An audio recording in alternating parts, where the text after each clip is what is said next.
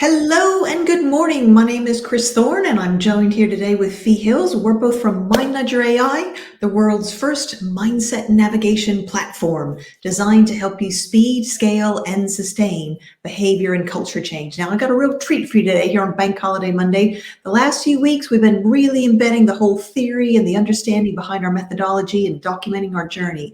Now, this week, we're going to shift now into helping you to understand more of the emotional learning side of Mind Nudger AI. We're going to be looking at vibes, and vibes are great because they're all about how we feel. And our vibe today is going to really help you to feel better emotionally and also start to embed a more solution-focused mindset, which in today's exponentially changing world and all the challenges and problems that we're facing is absolutely vital. So let's get started. So, Fi, before we dive into the vibe itself, can you just give us a bit of an understanding of what is the difference between a vibe, a nudge, and these pop-up learningscapes? Can you hear me okay? I hear you great. So, yes, welcome everybody. I'm Fi Hills, and as Kris said, we're doing today a very different session because we have been doing a lot of theory about the mind nudging theory, the epic theory, etc. over the last couple of months. Now we're moving into, okay, so let's share some actually where the rubber hits the road thing. Now, the reason we need to explain the difference is because we cannot share cognitive restructuring so easily on a type of live environment like this because it's done incrementally on a system. So the Mind Nudger AI system deals with cognitive restructuring, how we think and how we change habits on a mass scale. So with that in mind, what we can focus on, what we can do in these sessions is really focus on what we call the emotional vibes, because they don't follow that same structure as the cognitive one. And we can do these in weekly sessions, share them with you openly, get your feedback, and give you something of value to walk away with. So the mind nudging vibes, basically the emotional vibes, are much more about how we feel in a nutshell. Whereas the mind nudges, let's call them the sort of systematic mind nudging, is much more about how we think. And that's the difference. So here, when we call it vibing, it's the energy, right? And the pop-up learning is something entirely different, which is really about group experiential activities one at a time, and their pop-up sessions. And it's also about embedding them afterwards on the system for habit change. So on that note... And that's social learning. And it's, I mean, Fi, thinking about the vibe today, because how we feel, I mean, it drives, how we think and what we do. Why is it so important, especially in an exponentially changing world, that we make this shift into a more solution-focused mindset? Well, that's what this vibe is about. It's, first of all, we get the why do we need it? And whilst it might sound, especially workplace learning, should we say, and development, we might think, okay, we need people to have on the face of it, a solution focused mindset, which is obviously a little bit complex from a workplace point of view, because it's to do with how you think, my mindset, and a lot more complexities within that. And then also the environment. So even if I have a great solution mindset, if I'm in an environment that is toxic, it's very unlikely to work anyway. So, however, why do we need it is not just because of learning. And this is where learning really is starting to really blend and fuse with well-being. With emotional well-being, you can't do solution-focused mindset without emotional well-being and without emotional regulation and so forth. So it's a little bit like the why we need it is for all of these things. So it tames the amygdala when we got a solution mindset. It basically obviously helps us fire up our creativity. That's the imagination is the feel-good center. Why? Because it's high energy. So if you think of color, you would think of yellow. Creativity, high energy. Imagination feels better as long as you're doing the right things in it than does memory, which is sort of a more depressed energy because it's already happened, right? Let's not get into the ins and outs of that right now, but suffice to say, we know from a neuroscience point of view, all of these things are happening. Boost resilience, adaptation, which is what we need, overcome setbacks, which is what we need. So when we're going through uncertainty, having a solution mindset is a lifeline. Yeah. You know, both from a well-being point of view and a survival point of view. So if you think of a business, if we don't have that, we're in deep trouble. And if in a personal, we need that for our own well-being and to solve the problems as we're going through these different pathways of uncertainty through exponential change. Does that make sense? Yeah, because it's all about, I mean, we want to feel more in control, don't we? And we, as you and I were saying earlier, sometimes you may not find the solution, but just knowing that you have the capacity to find the solution can help you just feel so much better and calmer and more confident and in control. And, as you were saying earlier, just to kind of build on this, the difference between these two areas, the brain phase, that, when we focus on the problem, that amygdala, that emotional watchdog kicks in, and we might get that stress reaction, that fight, flight, or freeze. And when that happens, I mean, literally the prefrontal cortex and our ability to access those higher order thinking skills and make good, solid decisions, it shuts down, and we can literally physically get tunnel vision, and we can only see a set way forward. Whereas when we access the left prefrontal cortex, I mean, the great news is that we have something called neuroplasticity, where the brain adapts to new information, changing situations. And so the more we practice accessing this part of the brain with this solution-focused mindset, we can actually rewire our brain so that becomes our default mode, as opposed to, the doom and gloom of always looking at that problem and getting stuck, which is an exciting place to be, to know that, okay, I may not know what the solution is, but I know that I can access my greatest thinking in order to try and find a way forward. And that's a lot more energizing and empowering. Don't you think? I certainly do. I always agree with you, as you know, every Monday morning. So the logic center, the rewiring, that's where we've got to get to. So on a mass scale, if you've got one person, especially in a team or an organization, and they've got a solution mindset, and then let's say 10 people in a meeting haven't, not that. Going to be tricky. Yeah, well, very debilitating for the poor person who has got a solution mindset. So the goal is obviously to get everybody thinking as a default out for solutions as a matter of course, as a default. So that, by the way, somebody was saying to me, but having, that saying of Einstein, bless him, was said, if I had a problem, I'd stay 55 minutes on the problem. That's still a solution mindset.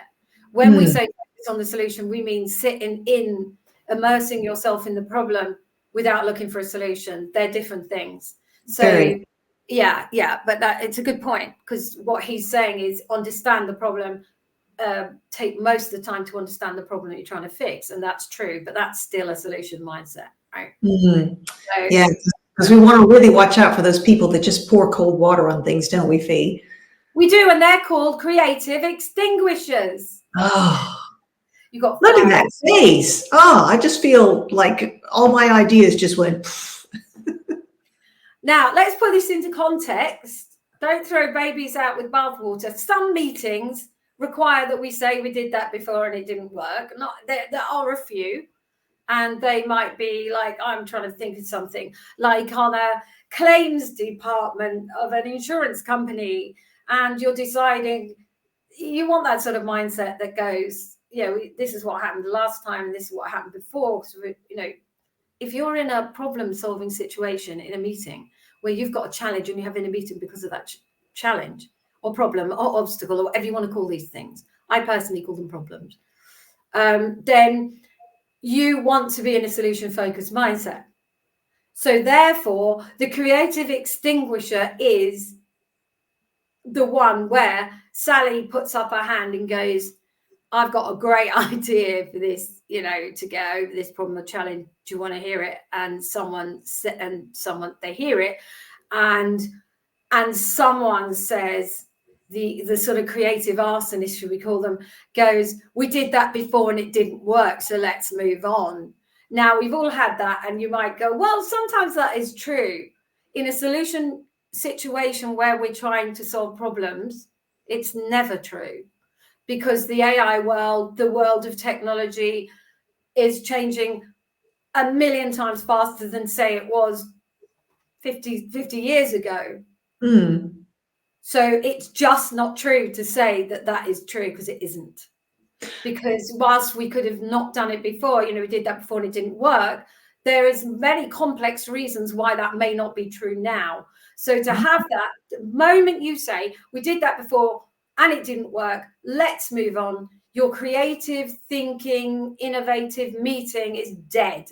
And when I say innovative meeting, I'm not talking about having a workshop and innovation. I'm talking about solving problems in a normal meeting at work, right? Yeah.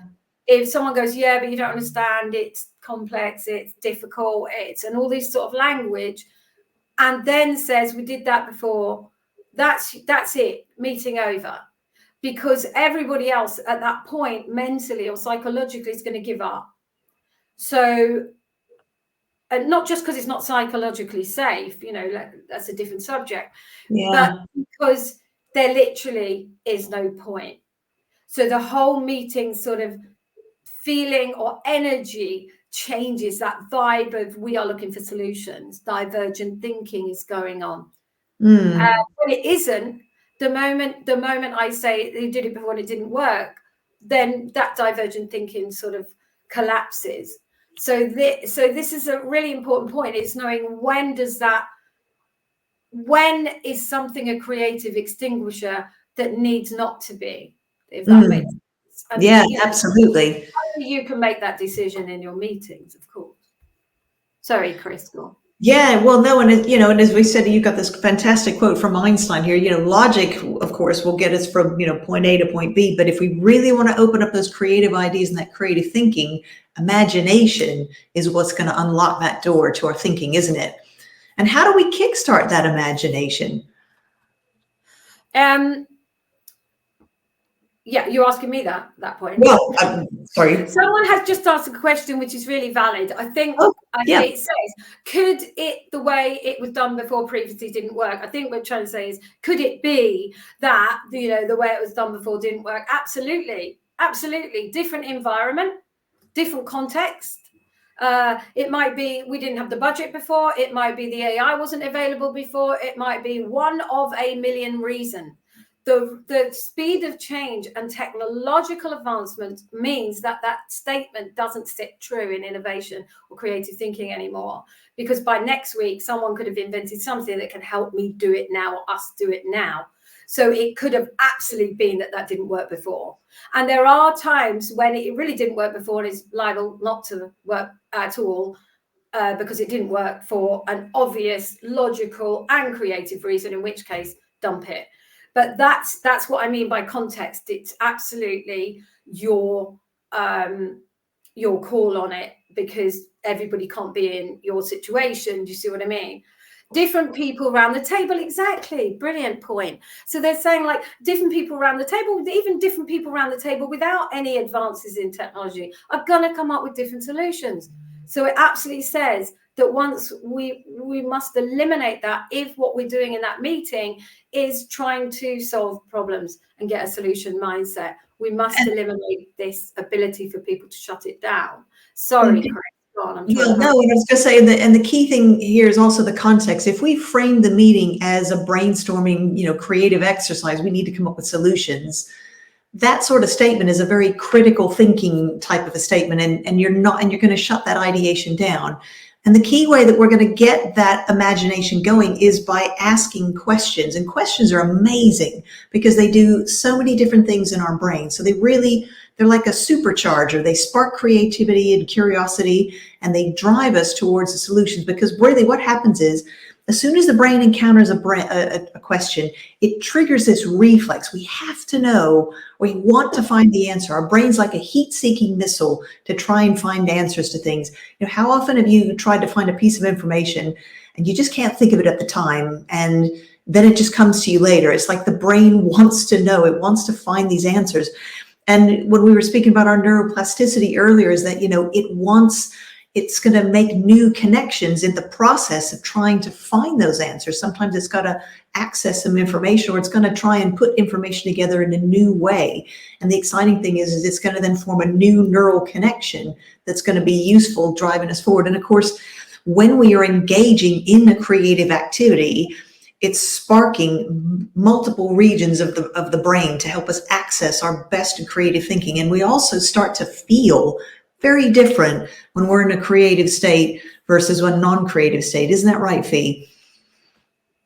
You know, I always agree with you. Never discuss is the right answer. Especially on Monday, right? Just guys, everyone agree with Kris. Look, of course it's true. Of course it's true. No, it is true. So, hi everybody, and thanks for commenting. Right, I will say that, can you spot the mistake in the middle that goes seek answers and it's spelt wrong? Just there. Oh, yeah, 10 points. See, what is that? That's a problem-focused mindset right there, Fi. In action. I had a problem. I was seeking to be critical at that. That's okay. Let's dive into this vibe. I'm really excited to share this vibe with everybody today. Wicked and wily. So last thing to say, to jump, almost segue into today's vibe, is the importance of emotional states being the critical role, especially in shifting from this problem mindset to a solution orientated mindset. Now, I'm not talking about just when we need it. I'm talking about defaulting to that position as we're walking through life. And immediately we can think, okay, there's an obstacle in front of me, or a problem, or a challenge, or whatever you want to call it. And I can get around it because I'm thinking, or at least seeking, a solution. So to change how people think, therefore, we must change how they feel. And that's why this has led this vibe by emotions and energy and, you know, that sort of feeling rather than just thinking. So on that note, we got today's vibe. Now, today's vibe is actually this week's vibe, because as we said, it's not like mind nudging. The vibes are very much about for the whole week. And as it's Monday, what a great day to do a vibe. Absolutely. Set you up for the week. So set up. First thing, we've got to get the setup in our mind, set up for the vibe. So if you're ready, get your pens and paper out. Now, I will say at this point, if anyone wants these slides of these Monday vibes, for now, just this week, DM us. We are going to share a couple of links about the page, because what we will be doing with these is putting them in the facilitators hub when it opens, which is very, very soon.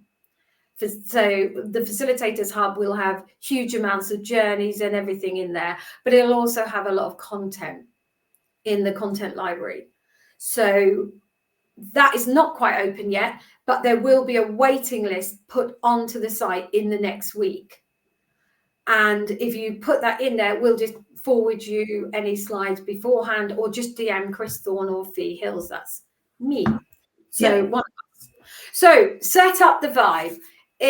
First thing about this is to just for a second, you can do this eyes closed, eyes open, totally up to you. If you're driving on the M25 or somewhere equally as manic on the outside lane, do not close your eyes. Right? Just like my mum said to me one day, and I was actually doing, she said, close your eyes a second. And I said, not a good idea. I'm on the outside lane of the M25. So yeah, if you're driving, not. If not, just close your eyes and imagine that there is a lens in your mind's eye capturing every moment of your day. So it goes click, click, click.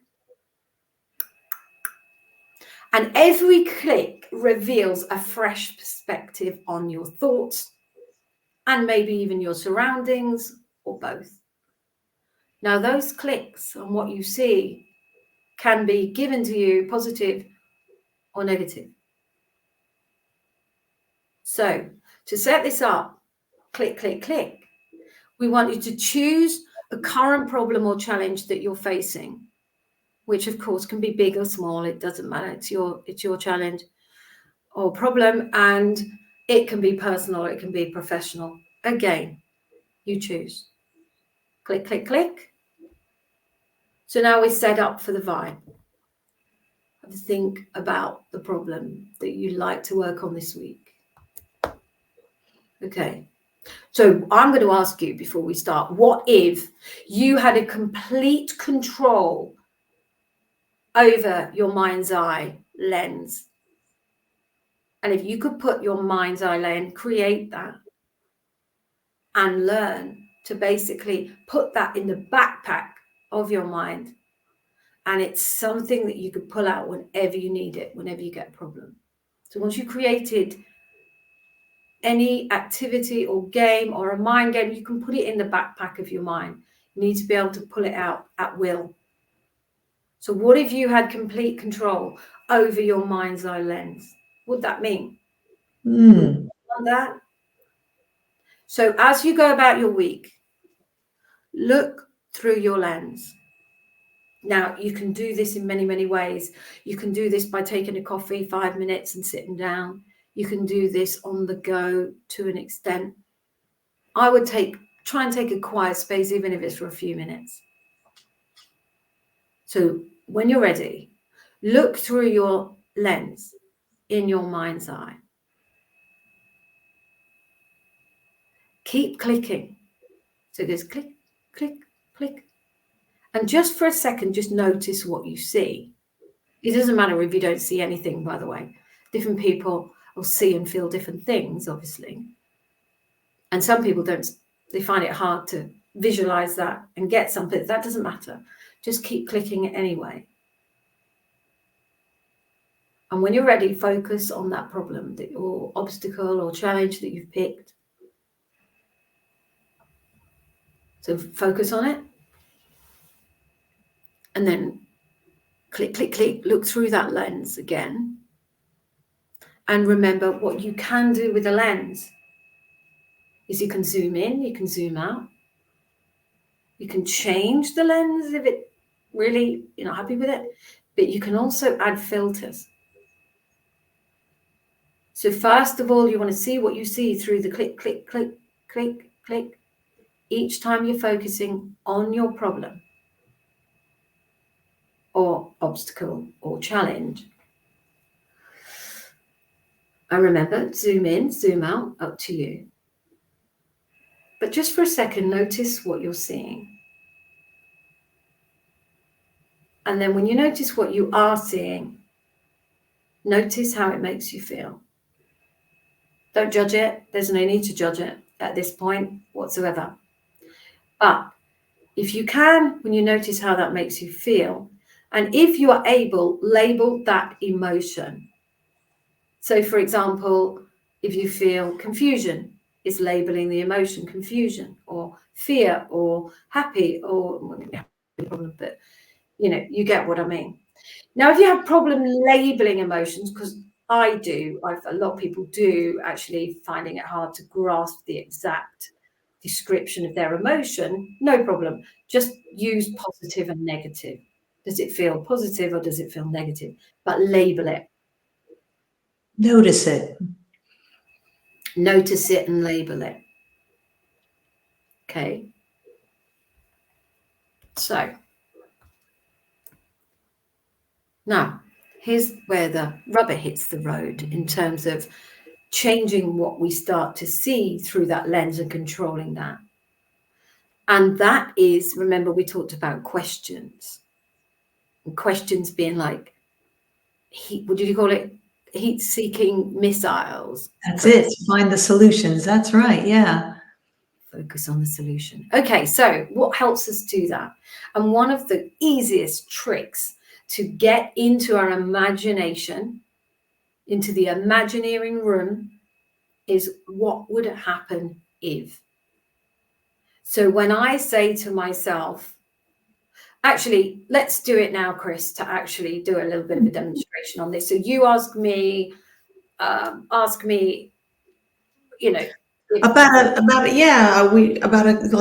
a current problem or challenge that's sort of top of mind for you right now, Fi? Okay, so my immediate one that I'm actually, and it's real because I hurt my back because the bike was misaligned. I've signed up for this sort of 500k bike ride, if anyone wants to sponsor me, by the way, to help teenagers with cancer, and it's for Teens Unite.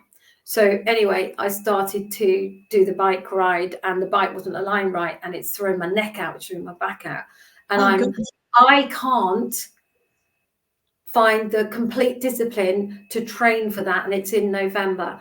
I can't do that.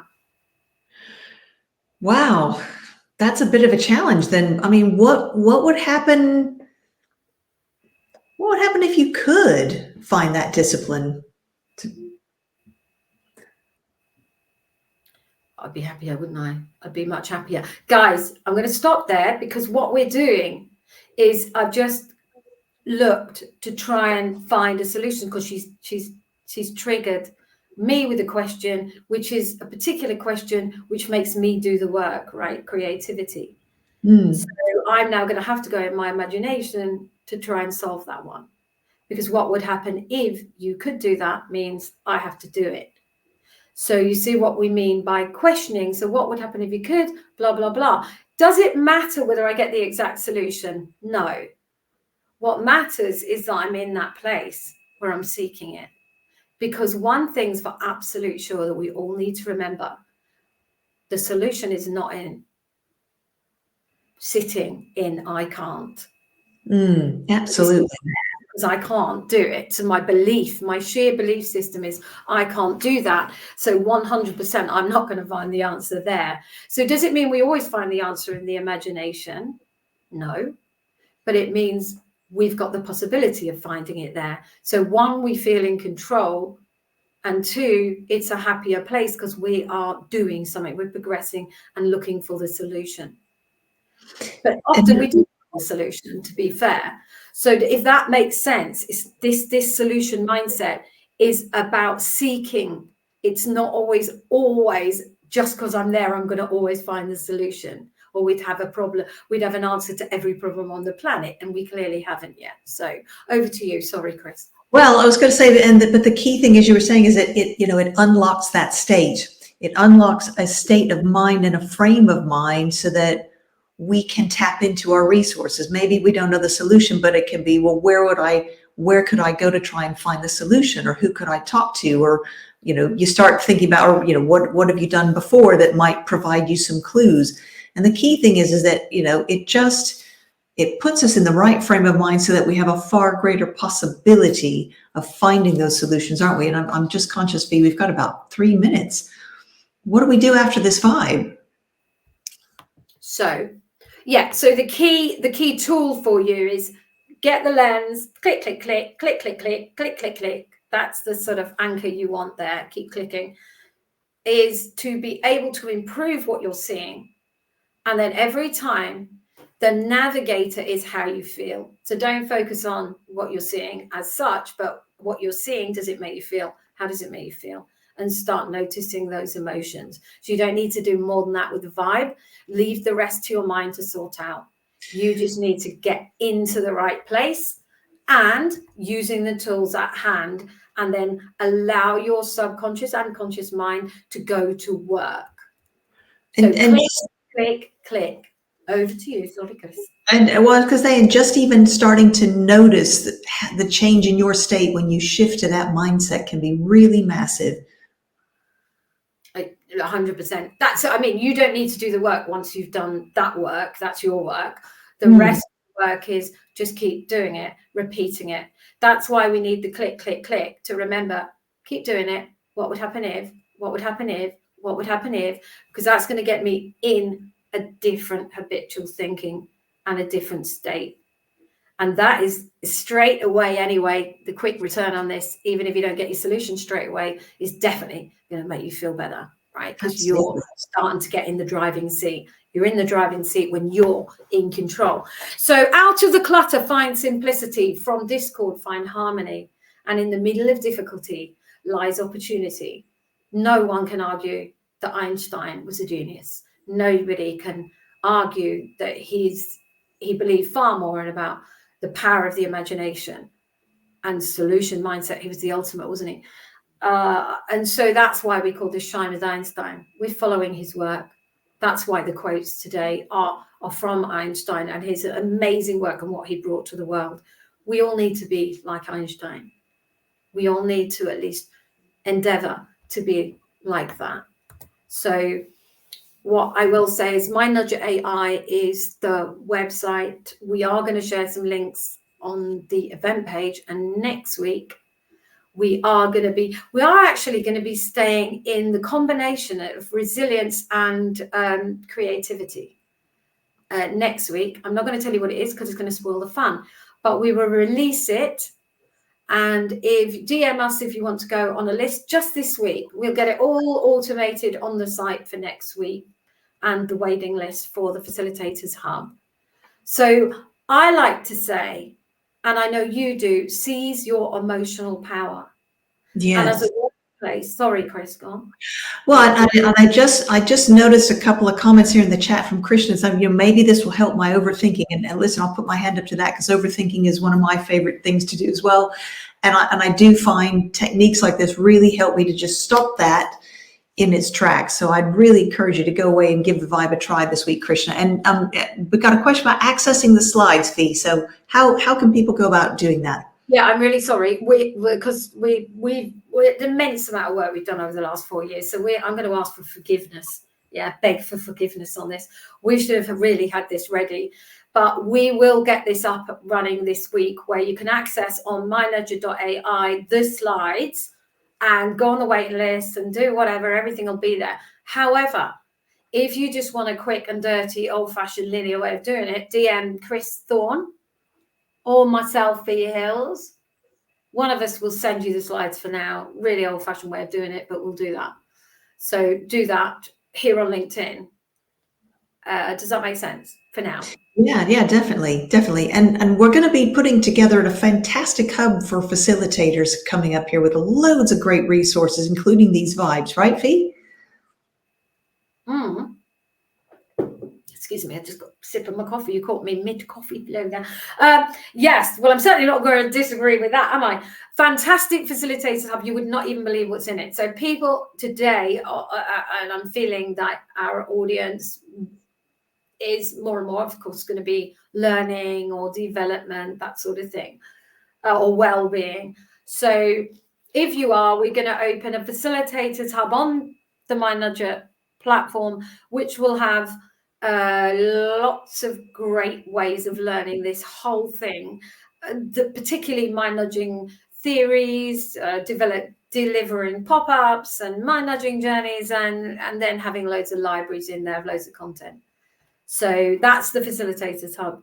And then there's something called Host a Hub, where you can sort of run your own thing. So more about that as time goes on. But for now, to say, for next week, there's another one of these, and we're going to do this every Monday. And we'd like your feedback on, one, have you used it? Let's see how it works. We'd love that feedback and how we could improve it. And remember, it's a creative exercise, guys.